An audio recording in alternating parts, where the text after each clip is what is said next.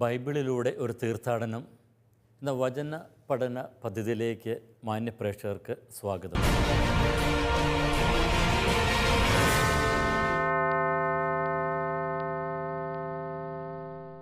വെളിപാട് ഗ്രന്ഥമാണ് നമ്മൾ പഠനത്തിനായും വിചിന്തനത്തിനായിട്ടും നമ്മൾ ഉപയോഗിക്കുന്നത്. കഴിഞ്ഞ ക്ലാസ്സിൽ നമ്മൾ 20-ാമത്തെ അധ്യായത്തിലേക്ക് നമ്മൾ എത്തി നോക്കിയായിരുന്നു. വളരെ പ്രധാനപ്പെട്ട വ്യത്യസ്തമായിട്ടുള്ള വ്യാഖ്യാനങ്ങൾ ഉള്ള, എന്നാൽ ചിലതൊക്കെ ആളുകളൊക്കെ കുഴക്കുന്ന വിധത്തിലുള്ള വ്യാഖ്യാനങ്ങൾക്ക് ഇടയുള്ള ഒരു അധ്യായമാണ് ഈ 20-ാമത്തെ അധ്യായം. അതുകൊണ്ട് തന്നെ ഇതിലെ വിവരണങ്ങളിലേക്ക് നമ്മൾ വളരെ ശ്രദ്ധാപൂർവം കടന്ന് ചെല്ലേണ്ടതായിട്ടുണ്ട്.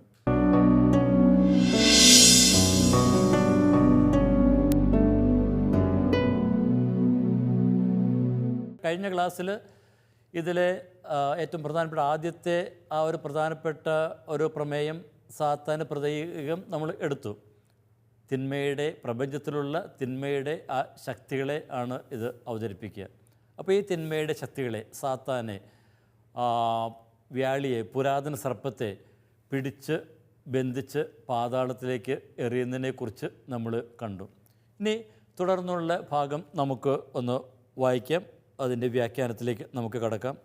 2-ാമത്തെ വാക്യം തന്നെ, അവൻ വ്യാളിയെ പിശാചും സാത്താനുമായി പുരാതന സർപ്പത്തെ പിടിച്ച് 1000 വർഷത്തേക്ക് ബന്ധിച്ചു. 1000 വർഷം തികയോളം ജനതകളെ വഴിതെറ്റിക്കാതിരിക്കാൻ അവനെ പാതാളത്തിലേക്ക് എറിഞ്ഞ് അവൻ്റെ മേൽ മുദ്രവെച്ച് തദനന്തരം അല്പസമയത്തേക്ക് അവനെ അഴിച്ചുവിടേണ്ടിയിരിക്കുന്നു.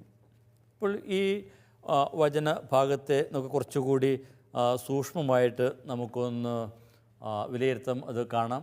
ഇപ്പോൾ കഴിഞ്ഞ ക്ലാസ്സിൽ നമ്മൾ ഈ സർപ്പത്തെ പിടിച്ച് ബന്ധിച്ച് പാതാളത്തിലേക്ക് എറിയുന്നതിനെക്കുറിച്ച് നമ്മൾ കണ്ടു. അപ്പോൾ ഇത് ഈ സർപ്പത്തെ ബന്ധിക്കുക എന്ന് പറയുമ്പോൾ അവിടെ ആത്യന്തികമായിട്ട് ദൈവത്തിൻ്റെ ശക്തി തന്നെയാണ് വ്യക്തമാകുന്നത്. അപ്പോൾ തിന്മയുടെ ശക്തികൾക്ക് ആത്യന്തികമായിട്ടുള്ള മനുഷ്യൻ്റെ മേലുള്ള ശക്തിയൊന്നുമില്ല. ദൈവം അവയെ ഒരിക്കൽ അതിനെല്ലാം കീഴ്പ്പെടുത്തും എന്നുള്ള പ്രത്യാശയാണ് ദൈവജനത്തിന് നൽകുന്നത്. ഇനി ഇവിടെ പിശാചിനെ പിടിച്ച് ബന്ധിക്കുമ്പോൾ ആ പിശാചിൻ്റെ ശക്തി പൂർണ്ണമായിട്ടും ഇല്ലാതായി എന്നർത്ഥമാക്കുന്നില്ല. പിശാചിനെ ബന്ധിച്ചു, അപ്പോൾ അതിൻ്റെ ശക്തി പരിമിതപ്പെട്ടു. അത് ഉന്മൂലനം ചെയ്യപ്പെടുന്നത് വരെ അത് തീർച്ചയായിട്ടും അതിൻ്റെ ശക്തി പ്രപഞ്ചത്തിൽ ദൃശ്യമാണ്. അപ്പോൾ അതുകൊണ്ട് ദൈവജനം ഈ തിന്മയുമായിട്ടുള്ള പോരാട്ടത്തിൽ എപ്പോഴും ജാഗരൂകരായിരിക്കണം എന്നുകൂടി ഇവിടെ അർത്ഥമാക്കുന്നുണ്ട്. ഇനി ഇവിടെ പറയുന്നു, ഇതിന് 1000 വർഷത്തേക്ക് ബന്ധിച്ചു. ഇപ്പോൾ 1000 വർഷം നമ്മൾ പിന്നീട് നമ്മൾ അടുത്ത വാക്യങ്ങളിലേക്ക് വരുമ്പോൾ 1000 വർഷത്തെക്കുറിച്ച് കുറച്ചുകൂടി കൂടുതൽ നമ്മൾ വിശദമായിട്ട് നമ്മൾ കാണും. ഇവിടെ 1000 വർഷം എന്ന് പറയുന്നത് അത് പ്രതീകാത്മകമായിട്ട് നമ്മൾ എടുക്കേണ്ടിയിരിക്കുന്നു. 1000 വർഷം ബന്ധിക്കപ്പെടുന്നു എന്ന് പറയുമ്പോൾ നമ്മൾ ഈ ദൈവജനം കുറച്ച് ദിവസത്തേക്ക് ബന്ധിക്കപ്പെടുന്നതും പീഡിപ്പിക്കപ്പെടുന്നതുമൊക്കെ താരതമ്യപ്പെടുത്തി നോക്കിയിട്ട് ഇവിടെ 1000 വർഷം എന്നുള്ള പ്രതീകത്തിൻ്റെ അർത്ഥം നമുക്ക് മനസ്സിലാക്കാൻ സാധിക്കും.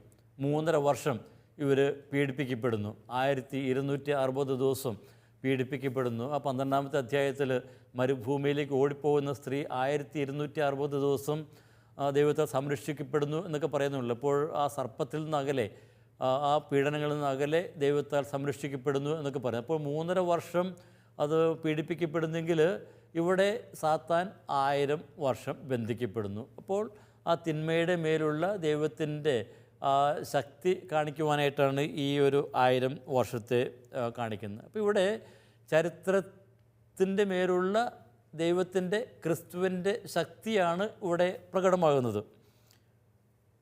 ദൈവത്തിൻ്റെ ഈ നിരന്തരമായിട്ടുള്ള സാന്നിധ്യം അത് ആരാധന സമൂഹത്തിന് പ്രത്യാശ നൽകുന്നു.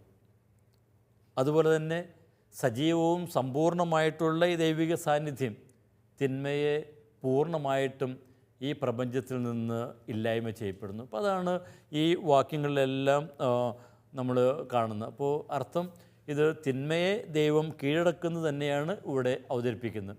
ഇനി ആ മൂന്നാമത്തെ വാക്യത്തിൽ നമ്മൾ കണ്ട ആ പദങ്ങൾ ഈ ശക്തിയെ പിടിച്ച് പാതാളത്തിലേക്ക് എറിഞ്ഞ് ബന്ധിക്കുന്നു എന്ന് പറയുന്നു. അപ്പോൾ സമ്പൂർണ്ണമായിട്ടുള്ള ഒരു കീഴടക്കൽ അവിടെ അവതരിപ്പിക്കുന്നു. ഇവിടെ യോഹന്നാൻ്റെ സുവിശേഷത്തിൽ 16-ാം അധ്യായത്തിൽ 33-ാമത്തെ വാക്യത്തിൽ ഞാൻ ലോകത്തെ കീഴടക്കിയിരിക്കുന്നു എന്ന് പറയുന്നുണ്ടല്ലോ. അപ്പോൾ അതിൻ്റെ തന്നെ ഒരു വ്യത്യസ്തമായിട്ടുള്ള ഒരു അവതരണമായിട്ടും ഇതിനെ കാണുവാനായിട്ട് നമുക്ക് സാധിക്കും. അപ്പോൾ മറ്റ് പുതിയ നിയമഭാഗത്തുള്ള ആശയങ്ങൾ തന്നെ ഇവിടെ തുടരുന്നത്, പ്രത്യേകിച്ച് യോഹന്നാൻ്റെ സുവിശേഷത്തിലുള്ള ആശയങ്ങൾ ഇവിടെ തുടരുന്നത് നമ്മൾ കാണുന്നുണ്ട്. ഇനി മൂന്നാമത്തെ വാക്യത്തിൽ ഇവിടെ പറയുന്ന ഒന്ന് രണ്ട് കാര്യങ്ങൾ. മൂന്നാമത്തെ വാക്യം 1000 വർഷം തികയോളം ജനതകളെ വഴിതെറ്റിക്കാതിരിക്കാൻ അവന് പാതാളത്തിലേക്ക് എറിഞ്ഞു. അപ്പോൾ എന്തിനാണ് ഇതിനെ പാതാളത്തിലേക്ക് എറിയുന്നത്? ജനതകളെ വഴിതെറ്റിക്കാതിരിക്കാൻ. ഇപ്പോൾ വഴിതെറ്റിക്കുക, നമ്മളത് 2-3 അധ്യായങ്ങളിൽ 7 സഭകളെക്കുറിച്ച് പറഞ്ഞ അവസരത്തിൽ ഈ ഒരു പ്രമേയം നമ്മൾ എടുത്തിരുന്നു.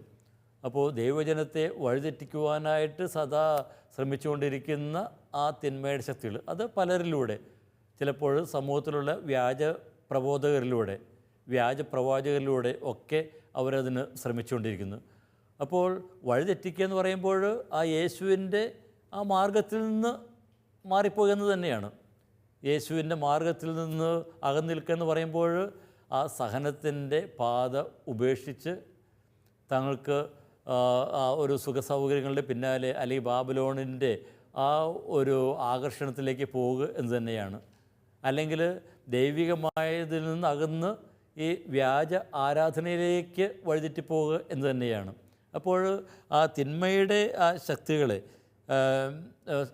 പിഞ്ചില്ലാതിരിക്കുവാനായിട്ട് വേണ്ടിയിട്ടാണ് ദൈവം ഇവയെ പാതാളത്തിൽ അടക്കിയ. ഇനി ഇവിടെ നമ്മൾ കാണുന്നുണ്ട് ഈ തിന്മയുടെ ശക്തികൾ പടിപടിയായിട്ട് ക്ഷയിക്കുന്നതും നമ്മൾ ഈ വിവരണത്തിൽ നമ്മൾ കാണുന്നുണ്ട്. അപ്പോൾ ഇവിടെ ആരാധന സമൂഹത്തിന് നൽകുന്ന ആ വലിയൊരു ഉറപ്പാണ് നമ്മൾ കാണുക. ദൈവജനത്തെ ദൈവം സംരക്ഷിക്കുന്നു. ഈ തിന്മയുടെ ശക്തികളിൽ പെട്ടുപോകാതെ, അതിൽ അടി തെറ്റിപ്പോകാതെ ഇരിക്കുവാൻ വേണ്ടിയിട്ട് ദൈവജനത്തെ അവിടുന്ന് സഹായിക്കുന്നു എന്ന് ഇവിടെ പറയുന്നു. ഇനി ഇവിടെ പറയുന്നു, ഇനി അത് കഴിഞ്ഞ് അല്പസമയത്തേക്ക് അതിനെ അഴിച്ചുവിടേണ്ടിയിരിക്കുന്നു. അപ്പോൾ തിന്മയുടെ ശക്തി ആ സാത്താനെ 1000 വർഷം ഇവിടെ അടച്ചു വച്ചിരിക്കുന്നെങ്കിലും അതിനെ അല്പസമയത്തേക്ക് അഴിച്ചുവിടേണ്ടിയിരിക്കുന്നു. അല്പസമയത്തേക്ക് അഴിച്ചുവിടേണ്ടിയിരിക്കുന്നു. ദെയ്, ആ ഒരു പദം നമ്മൾ 1-ാമത്തെ അധ്യായത്തിൽ നമ്മൾ കണ്ടതാണ്. ദെയ്, അത് ആ ഒരു ദെയ്, ഹി ഹാഡ് ടു, അല്ലെങ്കിൽ ഇറ്റ് ഹാഡ് ടു ബി എന്ന് പറയുമ്പോൾ അതാരാണ് ചെയ്യുന്നത്? അത് ദൈവം തന്നെയാണ്. അപ്പോൾ ദൈവത്തിൻ്റെ പദ്ധതി പ്രകാരം, അപ്പോൾ ദൈവത്തിൻ്റെ പദ്ധതി പ്രകാരം എന്ന് പറയുമ്പോൾ അത് വിട്ട് അപ്പുറത്തേക്കൊന്നും പോവുകയില്ല എന്നുള്ള ഒരു ആശ്വാസവും ദൈവജനത്തിനുണ്ട് എന്ന് അറിയുക. അപ്പോൾ അല്പസമയത്തേക്ക് അത് വിടപ്പെടേണ്ടിയിരിക്കുന്നു. ഇനി എന്തിനാണ് അഴിച്ചുവിടുന്നത്? അപ്പോൾ ചോദിക്കാം, ദൈവജനത്തെ വീണ്ടും പീഡിപ്പിക്കുവാനായിട്ട്, അവരെ ഈ വീണ്ടും വഴിതെറ്റിക്കാൻ വേണ്ടിയിട്ടാണോ ദൈവം ഈ തിന്മയുടെ ശക്തികളെ, സാത്താനൊക്കെ വീണ്ടും പുറത്തേക്ക് അഴിച്ചുവിടുന്നത്? അല്ല. ഈ സാത്താനെ വീണ്ടും ഇനി അഴിച്ചുവിടുന്നത് എന്തിനു വേണ്ടിയിട്ടാണ്? അതിനെ പൂർണ്ണമായിട്ടും ഉന്മൂലനം ചെയ്യാൻ വേണ്ടിയിട്ടാണ്. നമ്മൾ പിന്നീട് കാണുന്നുണ്ട്, ആ സാത്താനെ പിടിച്ച് അഗ്നിത്തടാകത്തിലേക്ക് എറിയുന്നത് നമ്മൾ കാണുന്നുണ്ട്. അപ്പോൾ ഈ തിന്മയെ ഇല്ലായ്മ ചെയ്യാൻ വേണ്ടിയിട്ട്, അല്ലെങ്കിൽ അല്ലാതെ കുറച്ചുകൂടി മനുഷ്യനെ കഷ്ടപ്പെടുത്താനായിട്ട്, പീഡിപ്പിക്കാൻ വേണ്ടിയിട്ട് സാത്താനെ പുറത്തു വിടുന്നു എന്ന അർത്ഥമല്ല ഇവിടെ ഉള്ളത്. ഇനി ഇത് പഴയ നിയമത്തിലുള്ള ചില ചിത്രങ്ങൾക്ക് സമാനമാണ്. പഴയ നിയമത്തിൽ ഈ ഗോഗിനെതിരായിട്ടുള്ള എസെക്കിയേൽ പ്രവാചകൻ്റെ പുസ്തകത്തിൽ 38-ാം അധ്യായത്തിൽ അവിടെ പറയുന്നുണ്ട്. അപ്പോൾ ഇസ്രായേലിനെതിരെ ആസൂത്രണങ്ങൾ നടത്തിയ, അവരെയൊക്കെ ഇല്ലായ്മ ചെയ്യാനായിട്ട് ആസൂത്രണം നടത്തിയ ആ ഗോഗിനെ അവിടെ ചിത്രീകരിക്കുന്നുണ്ട്. അവസാനം അത് അവരുടെ തന്നെ, ആ ഗോഗിന് തന്നെ നാശത്തിന് കാരണമായിട്ട് മാറുന്നു. അപ്പോൾ തിന്മയുടെ ശക്തികൾ ദൈവജനത്തിനെതിരെ ഇറങ്ങി പുറപ്പെട്ടാലും ദൈവം അവയെ ഇല്ലായ്മ ചെയ്യും എന്നുള്ള ആ ഒരു വിശ്വാസം, ആ പഴയ നിയമത്തിൽ കാണുന്ന അതേ ആ ചിന്ത യോഹന്നാൻ ഇവിടെ എടുത്ത് കുറച്ചുകൂടി മനോഹരമായിട്ട് അവതരിപ്പിക്കുന്നു. അപ്പോൾ ഈ സമയത്ത് ഒരു കാര്യം, ആ വെളിപാട് വ്യാഖ്യാനത്തിൽ ശ്രദ്ധിക്കേണ്ട കാര്യം ഞാൻ പണ്ട് പറഞ്ഞ കാര്യങ്ങൾ തന്നെയാണ്, എന്നാലും നമ്മുടെ മനസ്സിലേക്ക് ഒന്ന് കൊണ്ടുവരിക. വെളിപാടിൽ പല പ്രയോഗങ്ങളും അത് പഴയ നിയമത്തിൽ നിന്ന് എടുത്തിരിക്കുന്നതാണ്. അപ്പോൾ അതുമായിട്ട് നമ്മളൊന്ന് താരതമ്യം ചെയ്യുമ്പോഴാണ് അതിൻ്റെ അർത്ഥപൂർണത നമുക്ക് മനസ്സിലാക്കുവാനായിട്ട് സാധിക്കും. അപ്പോൾ അതുകൊണ്ട് ഈ വെളിപാട് ഗ്രന്ഥം, അവസാനത്തെ ഗ്രന്ഥം, അതിൽ തന്നെ വായിച്ചാൽ നമുക്ക് അതിൻ്റെ അർത്ഥം പൂർണ്ണമായിട്ട് കിട്ടുകയില്ല. അപ്പോൾ ബൈബിളിൻ്റെ ഒരു പൊതുവായിട്ടുള്ള സമ്പൂർണ്ണമായിട്ടുള്ള ഒരു അറിവ് നമ്മെ അതിന് സഹായിക്കും. അതുകൊണ്ട് പ്രേക്ഷകരായ നിങ്ങൾ ചെയ്യേണ്ട കാര്യം എന്താണ്? വളരെ ലളിതം. ബൈബിള് പൂർണ്ണമായിട്ട് വായിക്കുക, ആദ്യം മുതൽ അവസാനം വരെ വായിക്കുക.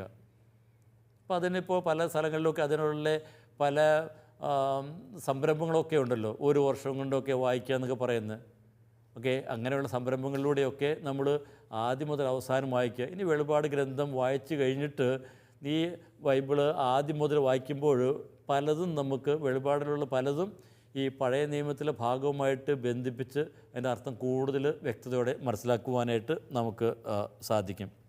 അപ്പോൾ ഇവിടെ വെളിപാട് ഈ സാത്താനെ അവിടെ ബന്ധിക്കുന്നത് 1000 വർഷത്തേക്കാണെന്ന് പറയുന്നു. അപ്പോൾ ഇവിടെ സാത്താൻ്റെ ശക്തി പരിമിതപ്പെടുത്തുന്നതാണ് ഇവിടെ അവതരിപ്പിക്കുന്നത്. ഇപ്പോൾ ഈ 1000 വർഷം എന്ന് പറയുമ്പോൾ ഞാൻ സൂചിപ്പിച്ചതുപോലെ ഈ അതൊരു വളരെ ക്രോണോളജിക്കലായിട്ട് നമ്മൾ കാണരുത്. കൃത്യം 1000 വർഷം അതൊന്നുമല്ല, അത് ഒരു പ്രതീകാത്മക സംഖ്യ തന്നെയാണ്. അപ്പോൾ തിന്മയുടെ ശക്തികളെ പല വിധത്തിൽ അവതരിപ്പിക്കുന്നു. ആ തിന്മയുടെ ശക്തികളെ ദൈവം എങ്ങനെ അത് പരിമിതപ്പെടുത്തുന്നു, ഇല്ലായ്മ ചെയ്യുന്നു എന്നുള്ള കാര്യങ്ങളാണ് ഇവിടെ അവതരിപ്പിക്കുന്നത്. അപ്പോൾ മനുഷ്യൻ ഇവിടെ തിന്മയുടെ ശക്തികളാൽ പീഡിപ്പിക്കപ്പെടുന്നുണ്ടെങ്കിലും മറുവശത്ത് ദൈവം അവയെ ബന്ധിച്ചിരിക്കുകയാണ്, പരിമിതപ്പെടുത്തിയിരിക്കുകയാണ് എന്നുള്ള ആ ഒരു വിശ്വാസമാണ് ഇവിടെ നമ്മൾ അവതരിപ്പിക്കുക. ഇപ്പോൾ ഇവിടെ നമ്മൾ ദൈവജനത്തിന് കൊടുക്കുന്ന സന്ദേശം എന്താണ്? ഈ വെളിപാട് ഗ്രന്ഥകാരൻ ഇവിടെയെല്ലാം അവതരിപ്പിക്കുമ്പോൾ ഈ തിന്മയുടെ ശക്തികളെ അതിൽ തന്നെ അവതരിപ്പിക്കുക എന്നതല്ല ലക്ഷ്യം. അത് ദൈവജനത്തിനുള്ള സന്ദേശമാണ്, ആരാധന സമൂഹത്തിനുള്ള സന്ദേശമാണ്. അപ്പോൾ ആരാധന സമൂഹത്തോട് പറയുന്നത് എന്താണ്? നിങ്ങൾ ഈ തിന്മയുടെ ശക്തികളോട് ഒരു വിട്ടുവീഴ്ചയും ചെയ്യേണ്ട കാര്യമില്ല. അവയുടെ മുന്നിൽ നിങ്ങൾ പതറേണ്ട കാര്യമില്ല. നിങ്ങളുടെ ജീവൻ തന്നെ സമർപ്പിക്കേണ്ടി വന്നാലും നിങ്ങൾ ഭയപ്പെടേണ്ട കാര്യമില്ല. അത് നമ്മൾ 12-ാമത്തെ അധ്യായത്തിൽ നമ്മൾ മനോഹരമായിട്ട് നമ്മൾ കാണുന്നുണ്ട്. അവർ ദൈവവചനത്തിൻ്റെ സാക്ഷ്യം കൊണ്ടും കുഞ്ഞാടിൻ്റെ രക്തം കൊണ്ടും തങ്ങളുടെ മരണം കൊണ്ടും അവർ സാക്ഷ്യം നൽകിയെന്ന് എന്നിട്ട് പറയുന്നുണ്ട്. മരണത്തിന് മുന്നിൽ പോലും അവർ സ്വജീവനെ സ്നേഹിച്ചില്ല. അതായത് ജീവൻ കൊടുക്കാൻ പോലും അവർ തയ്യാറായി. അപ്പോൾ ജീവൻ കൊടുക്കാൻ തയ്യാറാകുന്ന രക്തസാക്ഷികൾക്ക് നൽകുന്ന അല്ലെങ്കിൽ വിശ്വാസികൾക്ക് നൽകുന്ന വലിയ ഒരു പ്രത്യാശയും ഒരു ധൈര്യവുമാണ് ഈ വാക്യത്തിൽ പ്രകടമാകുന്നത്. ഇനി നമുക്ക് അടുത്ത വാക്യത്തിലേക്ക് കടക്കാം. 4-ാമത്തെ വാക്യം. പിന്നെ ഞാൻ സിംഹാസനങ്ങൾ കണ്ടു, അവയിൽ ഇരുന്നവർക്ക് വിധികർത്തൃത്വം നൽകപ്പെട്ടു. കൂടാതെ യേശുവിൻ്റെ സാക്ഷ്യത്തെയും ദൈവവചനത്തെയും പ്രതി ശിരച്ഛേദം ചെയ്യപ്പെട്ടവരുടെ ആത്മാക്കളെയും ഞാൻ കണ്ടു. അവർ മൃഗത്തെയോ അതിൻ്റെ പ്രതിമയെയോ ആരാധിക്കുകയോ തങ്ങളുടെ നെറ്റിയിലും കയ്യിലും അതിൻ്റെ അടയാളം സ്വീകരിക്കുകയോ ചെയ്തിരുന്നില്ല. അവർ ജീവൻ പ്രാപിക്കുകയും 1000 വർഷം ക്രിസ്തുവിനോടുകൂടെ ഭരിക്കുകയും ചെയ്തു. വെളിപാടിലെ വളരെ പ്രധാനപ്പെട്ട ഒരു വാക്യം, വളരെയധികം വളരെ വ്യത്യസ്തങ്ങളായിട്ടുള്ള വ്യാഖ്യാനങ്ങൾക്ക്, ചർച്ചകൾക്ക് ഇട നൽകിയിട്ടുള്ള ഒരു ഭാഗമാണ്. അപ്പോൾ നമുക്ക് ഇതിലെ ഓരോ ഭാഗങ്ങളും നമുക്കൊന്നെടുത്ത് കാണാം. ഇതിലെ ആദ്യം പറയുന്നത് 4-ാമത്തെ. പിന്നെ ഞാൻ സിംഹാസനങ്ങൾ കണ്ടു, അവയിൽ ഇരുന്നവർക്ക് വിധികർത്തൃത്വം നൽകപ്പെട്ടു. സിംഹാസനങ്ങൾ കാണുന്നു. അപ്പോൾ നമ്മൾ ഈ സിംഹാസനങ്ങൾ കാണുന്നു. നമ്മൾ 4-ാമത്തെ അധ്യായത്തിൽ തന്നെ സിംഹാസനസ്ഥനെ കാണുന്നുണ്ട്. അപ്പോൾ അതിന് ചുറ്റും 24 സിംഹാസനങ്ങളും ഒക്കെ കാണുന്നുണ്ട്. ഇപ്പോൾ ഇവിടെ സിംഹാസനങ്ങൾ കാണപ്പെട്ടു. ഇനി ഈ സിംഹാസനങ്ങൾ അത് സിംഹാസനം ഇരിക്കുന്നവർ ആരായിരിക്കാം? അപ്പോൾ പല അർത്ഥസാധ്യതകളൊക്കെ ഉണ്ട്. ചിലർ പറയും ഇത് ഉയർത്തെഴുന്നേറ്റ രക്തസാക്ഷികളാണ് എന്ന് ചിലരൊക്കെ പറയുന്നു. അപ്പോൾ രക്തസാക്ഷികളാണ് ഈ സിംഹാസനത്തിൽ ഇരിക്കുന്നത്. അത് ആ വ്യാഖ്യാനത്തിന് കാരണമുണ്ട്. നമ്മൾ 6-ാമത്തെ അധ്യായത്തിൽ നമ്മൾ 5-ാമത്തെ മുദ്ര തുറക്കുമ്പോൾ ബലിപീഠത്തിന് കീഴെയുള്ളവർ അവർ ദൈവത്തോട് അപേക്ഷിക്കുന്നത് കാണുന്നു. നീ എത്ര നാൾ അങ്ങ് പ്രതികാരം ചെയ്യാൻ എത്ര നാൾ കാത്തിരിക്കണമെന്ന് പറയുന്നുണ്ട്. അപ്പോൾ ബലിപീഠത്തിന് കീഴെയുള്ള ആത്മാക്കൾ എന്ന് പറയുമ്പോൾ അത് രക്തസാക്ഷിത്വം വരിച്ചവരൊക്കെ തന്നെയാണ്. അപ്പോൾ ആ ഒരു അർത്ഥം. അപ്പോൾ ഇവിടെ ആ രക്തസാക്ഷികളാണോ? പക്ഷേ വെളിപാടിൽ ഇവിടെ വിജയം വരിക്കുക എന്ന് പറയുന്നത് രക്തസാക്ഷികൾ മാത്രമല്ല, വിശ്വാസികൾ എല്ലാവരുമാണ്. ഇപ്പോൾ എല്ലാ വിശ്വാസികളെയുമാണ് ഇവിടെ അർത്ഥമാക്കുന്നത്. അപ്പോൾ യേശുവിനെ ദൈവത്തെ പിൻചെല്ലുന്ന എല്ലാ വിശ്വാസികളുമാണ് ഇവിടെ അർത്ഥമാക്കുന്നത്. പിന്നെ വേറൊരു അർത്ഥം കൊടുക്കുന്നത് ഇതൊരു സ്വർഗീയ കോടതിയായിട്ട് അവതരിപ്പിക്കുന്നുണ്ട്. 4-ാമത്തെ അധ്യായത്തിൽ നമുക്ക് അതിന് സമാനമായിട്ടുള്ള ഒരു രംഗം നമ്മൾ കണ്ടതാണ്. സിംഹാസനസ്ഥൻ, അതിന് ചുറ്റുമുള്ള 24 സിംഹാസനങ്ങൾ. അത് റോമൻ സെനറ്റിൻ്റെ ഒരു പശ്ചാത്തലം അവിടെ ഉണ്ടെന്നൊക്കെ പറയപ്പെടുന്നു. അപ്പോൾ ഒരു കോടതി, ഇപ്പോൾ രാജാവിൻ്റെ സന്നിധിയിലുള്ള ഒരു കോടതി. അപ്പോൾ ആ ഒരു കോടതി പോലെ ആണ് എന്ന് ചിലർ വ്യാഖ്യാനിക്കുന്നു. കൂടുതൽ സാധ്യത ആദ്യം സൂചിപ്പിച്ച ആ രക്തസാക്ഷികളും പിന്നെ യേശുവിനോട് വിശ്വസ്ത പുലർത്തിയ എല്ലാ വിശ്വാസികളുമാണ് ഇവിടെ അർത്ഥമാക്കുന്നത്. ഇനി ഇവിടെ കൊടുക്കുന്ന ഇവർക്ക് വിധികർത്തൃത്വം നൽകപ്പെട്ടു. സിംഹാസനത്തിലിരിക്കുന്നവർക്ക് വിധികർത്തൃത്വം നൽകപ്പെട്ടു. അതെങ്ങനെ മനസ്സിലാക്കാം? സിംഹാസനത്തിലിരിക്കുന്നവർക്ക് അപ്പോൾ 2 വ്യത്യസ്തങ്ങളായിട്ടുള്ള അർത്ഥങ്ങൾ ഇവിടെ ഉണ്ട്. ഒന്ന്, ദൈവം വിശ്വാസികൾക്ക് വേണ്ടി വിധി പ്രസ്താവിക്കുന്നു. അത് തീർച്ചയായിട്ടും വെളിപാടിലെ 6-ാമത്തെ അധ്യായത്തിലെ 10-ാമത്തെ വാക്യം ദൈവത്തോട് ആവശ്യപ്പെടുന്നു, എത്ര നാൾ നിങ്ങൾ കാത്തിരിക്കണം അങ്ങ് വിധി പ്രസ്താവിക്കുവാനായിട്ട്. അപ്പോൾ ദൈവം ഇവിടെ അവർക്ക് വേണ്ടി വിധി പ്രസ്താവിക്കുന്നതായിട്ട് നമുക്ക് എടുക്കാം. പിന്നെ അതുപോലെ തന്നെ 14-ാം അധ്യായത്തിലും ഒക്കെ 16-ാം അധ്യായത്തിലുമൊക്കെ അവിടെ സാത്താൻ്റെ മേൽ ദൈവം വിധി പ്രഖ്യാപിക്കുകയും നമ്മൾ കാണുന്നുണ്ട്. അത് ഒരു വശം. ഇനി വേറൊരു അർത്ഥമെന്ന് പറയുന്നത് ദൈവജനം തന്നെ വിധി നടപ്പാക്കുന്നു. അപ്പോൾ ദൈവത്തിൻ്റെ വിധി പ്രസ്താവത്തിൽ ദൈവജനം തന്നെ പങ്കുചേരുന്നതായിട്ട് നമ്മൾ കാണുന്നു. അത് നമ്മൾ അതിന് പശ്ചാത്തലമായിട്ട് നമുക്ക് മത്തായിയുടെ സുവിശേഷം 19-ാമത്തെ അധ്യായം, മത്തായിയുടെ സുവിശേഷം 19-ാമത്തെ അധ്യായം 18-ാമത്തെ വാക്യം, അപ്പോൾ അതിനകത്ത് നമ്മളിതിന് സമാനമായിട്ടുള്ളൊരു പ്രയോഗം കാണുന്നുണ്ട്. 19:28 ഞാൻ വായിക്കാം. യേശു അവരോട് പറഞ്ഞു, സത്യമായി ഞാൻ നിങ്ങളോട് പറയുന്നു, പുനർജീവിതത്തിൽ മനുഷ്യപുത്രൻ തൻ്റെ മഹത്വത്തിൻ്റെ സിംഹാസനത്തിൽ ഉപവിഷ്ടനാകുമ്പോൾ എന്നെ അനുഗമിച്ച നിങ്ങൾ ഇസ്രായേലിൻ്റെ 12 ഗോത്രങ്ങളെ വിധിച്ചുകൊണ്ട് 12 സിംഹാസനങ്ങളിൽ ഇരിക്കും. അപ്പോൾ ദൈവജനത്തിന് വിധി നടത്താനായിട്ടുള്ള അധികാരം കൊടുക്കുന്നതായിട്ട് സുവിശേഷങ്ങളിൽ പറയുന്നുണ്ട്. അപ്പോൾ ആ ഒരു ചിന്ത തന്നെയായിരിക്കാം ഇവിടെ ഉള്ളത്. അപ്പോൾ ദൈവം വിധി നടത്തുന്നു, അതിൽ ദൈവജനവും ആ വിധി നടത്തിപ്പിൽ അത് പങ്കുചേരുന്നതായിട്ട് കാണുന്നു. ഇനി ഇവിടെ പറയുന്ന ഈ ദൈവജനത്തെക്കുറിച്ച് പറയുന്ന കാര്യം ഇവിടെ പറയുന്നത് എന്താണ്? യേശുവിൻ്റെ സാക്ഷ്യത്തെയും ദൈവവചനത്തെയും പ്രതി ശിരച്ഛേദം ചെയ്യപ്പെട്ട ഒരു ആത്മാക്കളെ, യേശുവിൻ്റെ സാക്ഷ്യത്തെയും ദൈവവചനത്തെയും പ്രതി. അപ്പോൾ അത് നമ്മൾ വെളിപാടിലെ ആ ഒരു പ്രധാനപ്പെട്ട പ്രമേയമായിട്ട് നമ്മൾ കണ്ടു. ആദ്യം മുതൽ നമ്മൾ കാണുന്നുണ്ട്.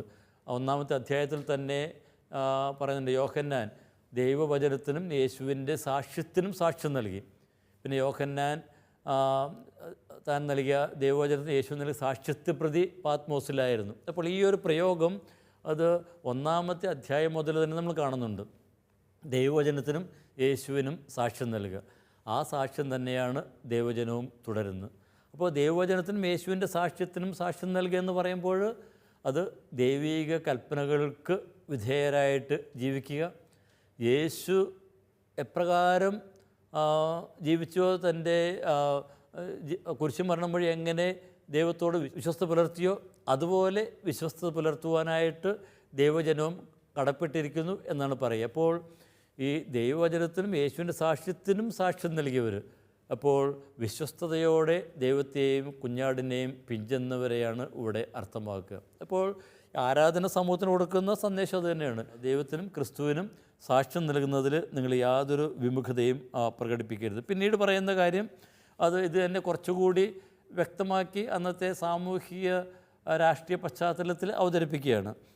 അവർ മൃഗത്തെയോ അതിൻ്റെ പ്രതിമയെയോ ആരാധിക്കുകയോ തങ്ങളുടെ നെറ്റിയിലും കയ്യിലും അതിൻ്റെ അടയാളം സ്വീകരിക്കുകയോ ചെയ്തിരുന്നില്ല. ഇപ്പോൾ മൃഗത്തിൻ്റെ നമ്മൾ 13-ാം അധ്യായം മുതലൊക്കെ നമ്മൾ കണ്ടു. ഇപ്പോൾ മൃഗത്തിൻ്റെ അടയാളം ഒക്കെ ഉണ്ടാകുക എന്ന് പറയുമ്പോൾ അർത്ഥമാക്കുന്നത് എന്താണ്? ആ മൃഗത്തെ ആരാധിക്കുക, അതിനെ പിൻചെല്ലുക. ഇനി അതുപോലെ തന്നെ അതിൻ്റെ അടയാളം ഉള്ളവർക്ക് മാത്രമേ കൊടുക്കൽ വാങ്ങൽ സാധ്യമായിരുന്നുള്ളത് പറയുന്നുണ്ട്. അതായത് അന്നത്തെ വ്യവസ്ഥിതിയുടെ, ആ തിന്മ നിറഞ്ഞ വ്യവസ്ഥിതിയുടെ ഭാഗമായിരുന്നവർക്ക് മാത്രമേ അന്ന് നിലനിൽപ്പുണ്ടായിരുന്നുള്ളൂ. അപ്പോൾ അങ്ങനെ ആ ഒരു വ്യവസ്ഥിതിയിൽ, തിന്മ നിറഞ്ഞ വ്യവസ്ഥിതിയിൽ പെടാതെ ജീവിച്ചവരെയാണ് ഇവിടെ അവതരിപ്പിക്കുന്നത്. അപ്പോൾ ആ മുദ്ര സ്വീകരിക്കാത്തവർ, ആ പ്രതിമയെ ആരാധിക്കാത്തവർ, പ്രതിമയെ ആരാധിക്കുക എന്ന് പറയുമ്പോൾ നമ്മൾ അതിൻ്റെ സാമൂഹ്യ പശ്ചാത്തലത്തെക്കുറിച്ച് പറഞ്ഞപ്പോൾ കണ്ടിരുന്നു റോമൻ ചക്രവർത്തിയെ ആരാധിക്കുന്നത് ഇല്ലേ. അപ്പോൾ റോമൻ ചക്രവർത്തി ആരാധന, അതിൽ പങ്കുചേരാതിരിക്കുക. അപ്പോഴങ്ങനെ തങ്ങൾക്ക് പീഡനങ്ങൾ ഏൽക്കേണ്ടി വന്നെങ്കിലും, ജയിൽവാസം അനുഭവിക്കേണ്ടി വന്നെങ്കിലും, പലപ്പോഴും ശിരച്ഛേദത്തിന് വിധേയരാകേണ്ടി വന്നെങ്കിൽ പോലും അതിൻ്റെ ഒന്നും പിന്നാലെ പോകാത്ത ആ ദൈവജനത്തെയാണ് ഇവിടെ അവതരിപ്പിക്കുക. അപ്പോൾ ഈ ദൈവജനം പൂർണ്ണമായിട്ടും വിശ്വസ്തത പുലർത്തിയ ആ ദൈവജനത്തെയാണ് ഇവിടെ അവതരിപ്പിക്കുന്നത്. അപ്പോൾ അവരുടെ ആത്മാക്കളെ ഞാൻ കണ്ടു. അവർ ജീവൻ പ്രാപിക്കുകയും 1000 വർഷം ക്രിസ്തുവിനോടുകൂടെ ഭരിക്കുകയും ചെയ്തു. അപ്പോൾ ദൈവത്തോട്, കുഞ്ഞാടിനോട് വിശ്വസ്തത പുലർത്തിയവരാണ് ഇവിടെ 1000 വർഷം ദൈവത്തോട്, ക്രിസ്തുവിനോട് കൂടെ ഭരിക്കുന്നതിനെക്കുറിച്ച് പറയുന്നത്. ഇപ്പോൾ ഈ ജീവൻ പ്രാപിക്കുക, അപ്പോൾ ജീവൻ പ്രാപിക്കുക എന്ന് പറയുമ്പോൾ നമുക്കറിയാം അത് ക്രിസ്തുവിൻ്റെ ആ ഉയർപ്പിൽ പങ്കുചേരുക എന്ന് തന്നെയാണ് അർത്ഥമാക്കുന്നത്. ക്രിസ്തുവിനെ ഞാൻ മരിച്ചവനെങ്കിലും ജീവിക്കുന്നവനാകുന്നു എന്ന ഒരു പ്രയോഗം നമ്മൾ സഭകൾക്കുള്ള കത്തിൽ കാണുന്നുണ്ട്. അപ്പോൾ ജീവിക്കുന്നവനായ ക്രിസ്തുവിൽ എത്തിച്ചേരുക, ആ ജീവനിൽ പങ്കുചേരുക. അപ്പോൾ മരിച്ചെങ്കിലും ജീവിക്കുന്നവൻ. അപ്പോൾ നാം യേശുവിൻ്റെ കുരിശുമരണത്തിൽ പങ്കുചേർന്ന് അവിടുത്തെ ഉയർപ്പിൽ പങ്കുചേരുന്നവർ. അപ്പോൾ ഇതിൻ്റെ ഒരു മനോഹരമായിട്ടുള്ള ഒരു മെറ്റഫർ നമ്മൾ 7-ാമത്തെ അധ്യായത്തിൽ കണ്ടതാണ്, 7:14 കണ്ടതാണ്. ആരാണ് ഇവർ? ആ 144,000 പേര് വെളുത്ത വസ്ത്രം ധരിച്ചിരിക്കുന്നവരെ കുറിച്ച് ചോദിക്കുന്നത്. ആരാണ് ഇവർ? കൊടുക്കുന്ന ഉത്തരം എന്താണ്? ഇവരാണ് തങ്ങളുടെ വസ്ത്രം കുഞ്ഞാടിൻ്റെ രക്തത്തിൽ കഴുകി വെളുപ്പിച്ചവർ. കുഞ്ഞാടിൻ്റെ രക്തത്തിൽ തങ്ങളുടെ വസ്ത്രങ്ങൾ കഴുകി വെളുപ്പിച്ചവർ എന്ന് വെച്ചാൽ ആ കുഞ്ഞാടിൻ്റെ, ആ യേശുവിൻ്റെ കുരിശുമരണത്തിൽ പങ്കുചേർന്ന് യേശുവിൻ്റെ ഉത്ഥാനത്തിൽ പങ്കുചേരുന്നവർ. അപ്പോൾ അവിടെ ആ ഉത്ഥാനത്തിൽ അവർ പങ്കുചേരുന്നു എന്നതിനാണ് അർത്ഥമാക്കുന്നത്. അപ്പോൾ നിത്യജീവനിൽ ഇവർ പങ്കുചേരുന്നു. അപ്പോൾ മരിച്ചിട്ടും ജീവിക്കുന്നവനായ ആ ക്രിസ്തുനാഥൻ. അപ്പോൾ ഈ ഇങ്ങനെ മരിക്കുന്നവർ ക്രിസ്തുവിൻ്റെ മരണത്തിൽ പങ്കുചേരുന്നതായിട്ട് നമ്മൾ കാണുന്നുണ്ട്. 11-ാമത്തെ അധ്യായത്തിൽ 2 സാക്ഷികൾ മരിച്ചു കഴിഞ്ഞപ്പോൾ അവർ മരിച്ച് കിടക്കുന്ന സ്ഥലം, അവിടെയാണ് നാഥൻ ക്രൂശിക്കപ്പെട്ടത് എന്ന് പറയുന്നുണ്ട്. അതായത് ഇവർ മരിക്കുന്നെങ്കിലും, രക്തസാക്ഷിത്വം മരിക്കുന്നെങ്കിലും ആ യേശുവിൻ്റെ മരണത്തിൽ തന്നെയാണ് പങ്കുചേരുന്നത്. യേശുവിൻ്റെ മരണത്തിൽ പങ്കുചേർന്നാൽ തീർച്ചയായിട്ടും അവർ യേശുവിൻ്റെ ഉയർപ്പിലും പങ്കുചേരും എന്നൊരു യാതൊരു സംശയവുമില്ല. അപ്പോൾ ദൈവജനം യേശുവിൻ്റെ പിന്നാലെ പോകുന്നവർ, അവിടുത്തെ കൽപ്പനകളോട് വിശ്വസ്തത പുലർത്തി മുന്നോട്ട് പോകുന്നവർ തീർച്ചയായിട്ടും നിത്യജീവനിൽ എത്തിച്ചേരും എന്നുള്ള ആ വലിയ ഒരു പ്രത്യാശ അതാണ് ദൈവജനത്തിന് ഇവിടെ നൽകുന്നത്. പിന്നെ തുടർന്നുള്ള കാര്യങ്ങൾ നമുക്ക് അടുത്ത ക്ലാസ്സിൽ കാണാം. അതുവരെ എല്ലാവർക്കും നമസ്കാരം.